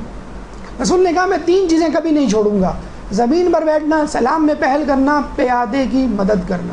کوئی مشکل کام ہے؟ اب اس کا مطلب یہ نہیں کہ ڈرائنگ روم میں سب بیٹھے ہوئے آپ جو ہیں وہ نیچے بیٹھ گئے. کہنے کا مقصد یہ کہ محفل میں جب بیٹھیں تو ایسے لگیں کہ پہچانے نہ جائیں, کسی خاص کرسی, خاص جگہ, منصب کی تمنا نہ کریں. سلام میں پہل, چاہے بچہ کیوں نہ کرے, رسول کہتے تھے میں سلام میں پہل کروں گا. ہم دیکھ رہے ہوتے ہیں کب وہ سلام کریں. پیادے کی مدد, یعنی اگر میں سواری پر ہوں, کوئی پیادہ جا رہا ہو تو میں اس کو سواری پہ ضرور بٹھاؤں گا یا اس کے ساتھ پیادہ چلوں گا. ہم جو ہیں وہ چیزوں کو شیئر کرنا, جو کہتے ہیں نا کہ جو مانگے کی چیز نہیں دیتے, شیئر کرنا جو ہے وہ لباس ہے, جسے کہتے ہیں موبائل ہے, کوئی برتن ہے, شیئر کرنا اپنے لیے توہین سمجھتے ہیں. دنیاوی فائدہ سدرۃ المنتہا کا کیا ہے؟ کہتے ہیں کہ اس کے گرد اگر کوئی شخص 100 سال تک چکر لگائے تو بھی پورا نہ ہو. اس کی شاخیں 1000 ہیں, ہر شاخ پر 1000 پتے ہیں. ہر پتا اتنا بڑا ہے کہ اس میں 1,00,000 ملائکہ ہر وقت تسبیح کرتے رہتے ہیں, اور یہ اتنا بڑا ہے کہ پوری زمین پر سایہ کر سکتا ہے. امام سے پوچھا گیا, امام نے کہا اس کے پھلوں سے دودھ, شہد, تیل, سفید روٹی اور لباس نکلتا ہے, اور اس وقت دنیا میں ان لوگوں تک پہنچتا ہے جن کے بیٹے بیٹیاں اور جو اس جگہ سے دار فانی سے کوچ کر گئے. ایک شخص کی عیادت کے لیے گئے تھے ہمارے چھٹے امام, تو دیکھا کہ وہ رو رہا ہے, پریشان ہے.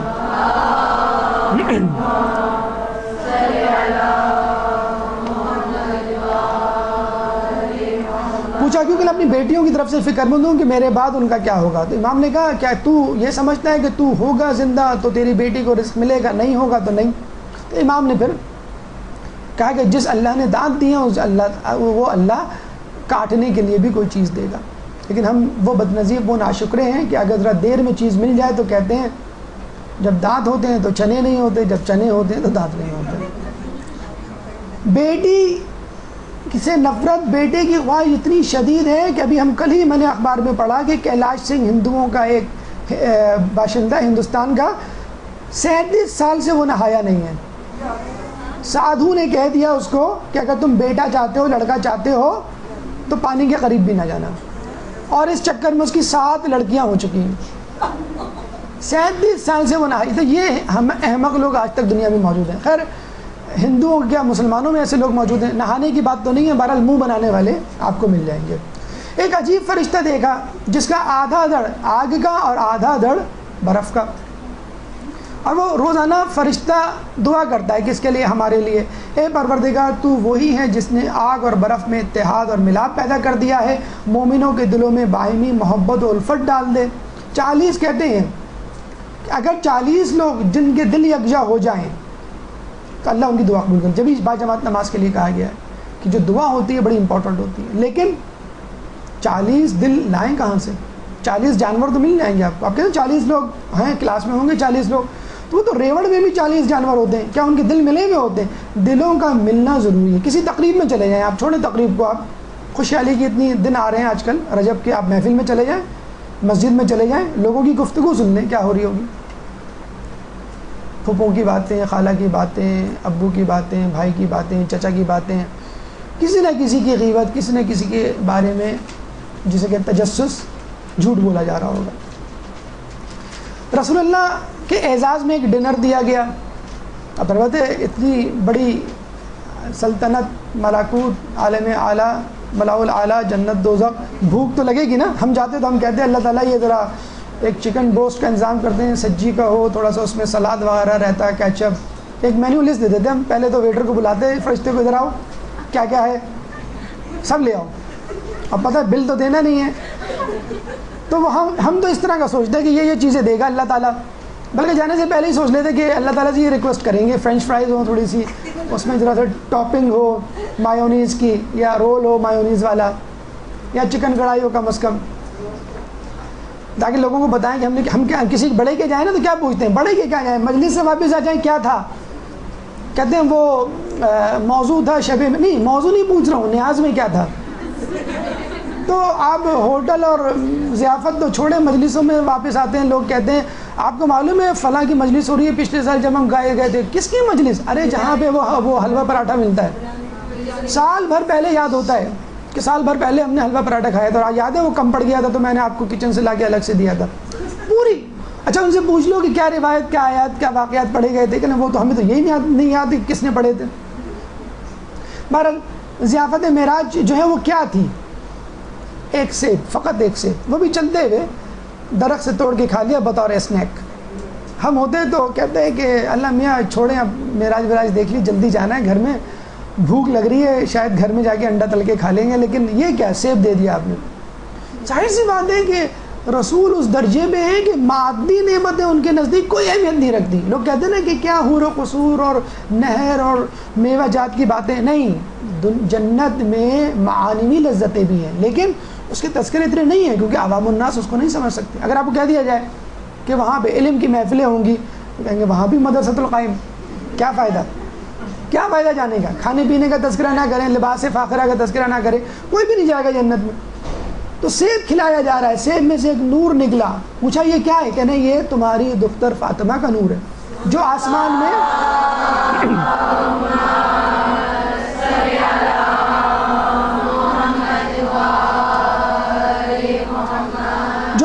میں منصورہ اور دنیا میں فاطمہ کے نام سے مشہور ہے. روز محشر ختم جہنم سے آزادی دلوائے گی اپنی شیعوں کو. پورا خاندان اہل بیت مصروف ہے ہم کو جہنم کی آگ سے چھڑوانے کے لیے، اور ہم اپنے پورے خاندان کے ساتھ مصروف ہیں جہنم میں کودنے کے لیے. ٹی وی کے آگے پورا خاندان بیٹھا ہوتا ہے، پورا خاندان اہل بیت سوچ رہا ہے کہ میں کیسے آزاد دلواؤں. یہاں پورا خاندان سوچ رہا ہے کہ کون سی مووی دیکھیں، کون سا چینل لگائیں، کس چینل میں زیادہ گناہ ملیں گے، کس چینل کو دیکھنے کی وجہ سے ہم کو آگ میں زیادہ جلنا پڑے گا. اچھا کوئی آپ کا عزیز امریکہ سے آ جائے تو فوراً دل میں خیال آتا ہے اچھا میرے لیے لیپ ٹاپ لائے ہوں گے، اچھا میرے لیے گھڑی لائے ہوں گے، اچھا میرے لیے موبائل لائے ہوں گے. آتا ہے نا. اور وہ کس سے ملیں گے؟ خالق کائنات سے، جس نے جنت بنائی، کائنات بنائی. اب دل میں تو آئے گا رسول اللہ کیا تحفہ لائے، خود اپنے لیے کیا لائے، ہمارے لیے کیا لائے. دیکھیں رسول اللہ اپنے لیے کیا لائے. رسول اللہ نے کہا کہ اللہ تو پیغمبروں کو تحفے دیتا ہے، مجھے بھی دے. اللہ نے کہا تو پڑھ لا حول ولا قوت الا باللہ، کوئی زور و طاقت نہیں جب تک اللہ نہ دے. تم پڑھو اللہم لا ملجا ملک الا علیک، کسی کے لیے نجات کا ذریعہ نہیں سوائے تیری طرف سے. اللہم ان ظلمی لا یغنی، پوری دعا ہے اے میرے معبود. کتاب معراج میں صفحہ نمبر 99 میں مل جائے گی. دیکھیں یہ بالکل فوٹو کاپی ورژن یا بالکل وہی تشبیہ وہی واقعہ لگ رہا ہے جب بی بی گئی تھی کہ کوئی خادم خادمہ دے دیں، رسول نے تسبیح فاطمہ دے دی. تو ان لوگوں کے لیے یہی تحفہ ہوتا ہے. آپ بچے سے کہہ دیں بیٹا تم فرسٹ آؤ گے تو کہتا تو ہم آپ کو دعا دیں گے، کہے گا یہ کوئی دعا کوئی تحفہ ہوا؟ تو ہمارے یہاں تو معنوی تحفوں کی کوئی اہمیت ہی نہیں ہے. امت کے لیے کیا لائے؟ امت کے لیے بھی کوئی توبہ استغفار نماز اسپیشل روزے نہیں. کٹوتی ڈسکاؤنٹ لے کر آئے ہمارے لیے، بمپر سیل لے کر آئے. طہارت کے لیے پہلی امتوں کے لیے تھا کہ اگر جس کپڑے میں جس جگہ طہارت نجاست لگ جائے تو طہارت اس وقت تک نہیں ہوگی جب تک اس کپڑے کو کاٹ کے نہ پھینک دیا جائے.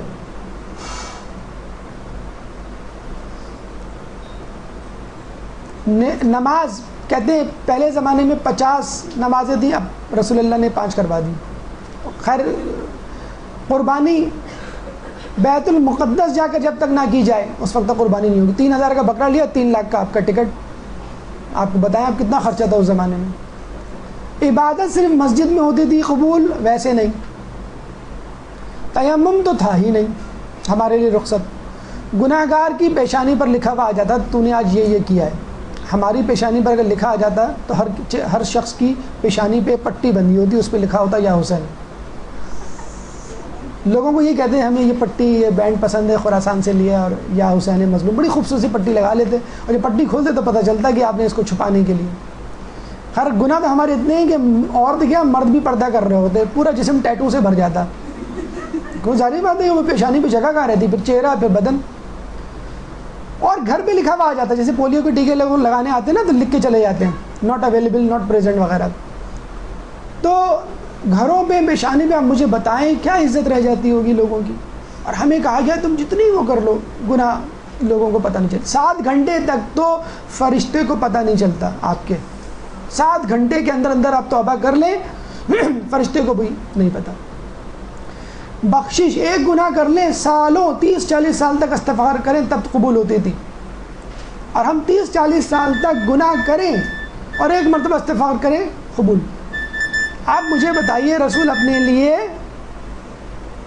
ذکر و اذکار لے کے آئے، علی کے لیے آزمائش لے کر آئے، ہمارے لیے سہولتیں. ہمیں سہولت میں رکھا اور اپنے اور اہل بیت کو آزمائش میں. یہ ہے اہل بیت کی عظمت. معراج رسول کہتے ہیں فقط رسول اللہ کی ذات تھی جس کو معراج ہوئی. جبرائیل علیہ السلام اللہ تعالیٰ نے کہا کہ تم قیامت کے دن میرے بندوں کے درمیان رحمت الہی کو تقسیم کرو گے. جبرائیل نے مبارکباد دی کہ آپ کو ایسا امتیازی وصف ملا ہے جو کسی پیغمبر کو نہیں ملا. اور ابو القاسم اللہ نے پکار کے ان کو کہا. اور یقین کریں کسی شاعر نے بڑا اچھا کہا ہے، کسی عالم نے دین نے، کہ ہم اس وقت ہم سمجھ ہی نہیں سکتے رسول اللہ کے اعجاز کو کہ جب سدرۃ المنتہا پر جبرائیل علیہ السلام کی عقل جواب دے جائے، حد ختم ہو جائے تو ہم کیا سمجھیں ان کو. بے مقامی کے رسیدی نہ رسید ہیچ نبی، فقط فرق ہے عبد و معبود کا، یہ شان خدا ہے وہ شان محمد.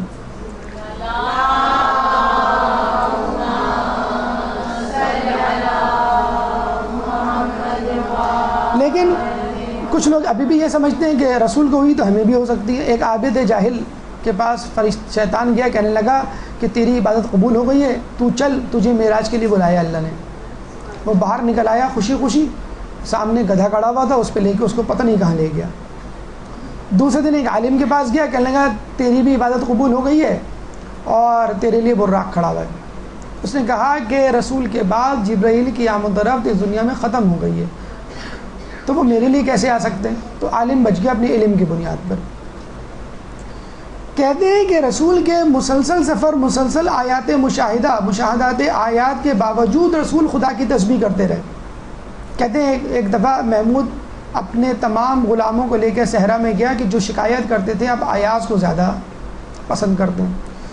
جواہرات سے بری تھیلی کو اس نے پھینک دیا، سارے جواہرات جو ہے صحرا میں بکھر گئے. کہنے لگا کہ جاؤ اپنی اپنی پسند کا ہیرا اٹھا لو اور وہ تمہارا. سب چلے گئے، اٹھا کے لے آئے، دیکھا تو ایاز وہیں کھڑا ہوا ہے. اس نے کہا تم کیوں نہیں گئے؟ کہنے لگے میرے لیے آپ ہی سب کچھ ہیں. تو ہم ہوتے تو فوراً اللہ سے کہتے کہ بھئی ہمارا فلیٹ کہاں ہے، ہماری پراپرٹی، ہماری جائیداد، ہمارا محل کہاں ہے، ذرا دکھا تو دیں، ذرا چیک تو کر لیں، تاکہ اپنی پسند کا پینٹ کا آرڈر دے دیں، کرٹن اور کارپٹ چیک کر لیں میچنگ وغیرہ ہے کہ نہیں. خود کہتے ہیں اللہ ہمیں وہ جگہ نہیں، کچھ نہیں، اللہ تعالیٰ اللہ کے رسول کچھ نہیں کہہ رہا، جانشینی کے معاملے میں بھی خاموش کھڑا ہوا ہے کہ تو بتا میں کس کو بناؤں۔ اس تمام اعجاز کے باوجود رسول اللہ کی زبان مبارک پہ کیا تھا؟ لا احصی ثناء علیک کما اثنیت علی نفسک، اے خدا میں تیری تعریف نہیں کر سکتا اس لیے کہ تو نے اپنی تعریف کی ہے، جو کام تو کر لے میں کیسے کر سکتا ہوں۔ الہی ما عرفناک حق معرفتک وما عبدناک حق عبادتک، اے پروردگار میں نے تجھے نہیں پہچانا جیسا کہ تجھے پہچاننے کا حق ہے، اور میں نے تیری عبادت ہی نہیں کی جیسی تیری عبادت کرنے کا حق ہے۔ حالانکہ اللہ کے رسول کہہ چکے ہیں کہ اللہ کو کسی نے نہیں پہچانا سوائے میرے اور علی کے، اور پھر کہہ رہے ہیں کہ نہیں حقیقت میں تو میں نے ویسا پہچانا ہی نہیں جیسے پہچاننے کا حق ہے۔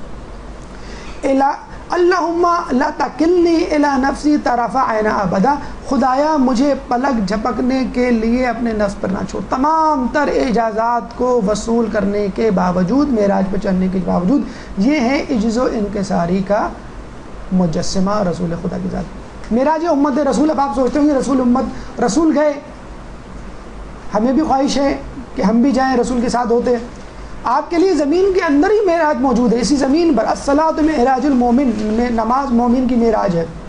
المصلی یناجی ربہ، نمازی اپنے پروردگار سے مناجات کرتا ہے۔ واسجد واقترب، سجدہ کرو اور اپنے پروردگار کی قربت حاصل کرو، اور اس کے باوجود بھی نہ کر سکو دعائے معرفت کا جملہ ہے، اے پروردگار وہ آنکھیں اندھی ہو جائیں جو تجھے نہ دیکھیں۔ فضائل شب معراج کے حوالے سے کیونکہ قریب ہے، آپ کو پتہ ہونا چاہیے، اور اس کے اعمال مختصراً آپ کے سامنے پیش کر دیں۔ امام فرماتے ہیں شب معراج ان چیزوں سے بہتر ہے جن پر سورج چمکتا ہے۔ شب معراج واقع معراج کی وجہ سے افضل ہے۔ شب معراج اس لیے افضل ہے کہ اس میں ایک عبادت کا ثواب، جس کا ذکر آگے آئے گا، 60 سال کے عمل کے ثواب کے برابر ہے۔ شب حیات بھی کہا جاتا ہے، لحلۃ المحیا۔ ابن بطوطہ نے اپنی کتاب رحلۃ البطوطہ میں لکھا ہے کہ 27ویں شب کو لوگ مولا علی کی ذریعے پر آتے ہیں جو لوگ مفلوج، فالج زدہ، بیمار ہوتے ہیں، اور نصف شب کے وقت وہ ٹھیک ہو کے چلے جاتے ہیں۔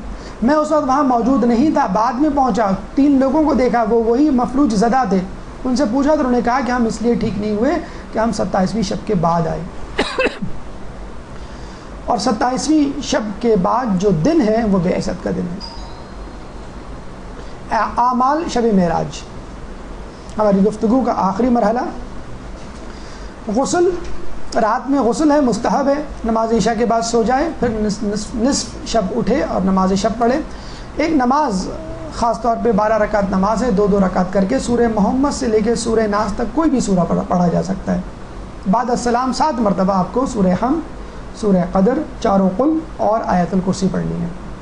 اور ایک دعا ہے جو مفاتی میں مل جائے گی، الحمدللہ الذی سے لے کے انت اہلہ تک۔ ایک اور دعا ہے ضرورت قدر طویل ہے، 2-3 صفحے کی، اللہم انی اسألک سے لے کے یا ارحم الراحمین تک۔ اس کے علاوہ 15 رجب کو جو نمازیں دعائیں نماز پڑھی جاتی ہے وہ بھی آپ اس میں پڑھ سکتے ہیں۔ 27ویں کو جو دن ہے اس میں بھی غسل مستحب ہے، اور اس کا روزہ 4 اہم ترین روزوں میں سے ہے، یعنی سال میں 4 دن ایسے ہیں جس میں روزہ رکھنے کی بہت تاکید آئی ہے مستحب روزے کے حوالے سے۔ 70 سال کی عبادت کا ثواب ہے 27ویں شب کے بعد جو دن آئے گا اس میں۔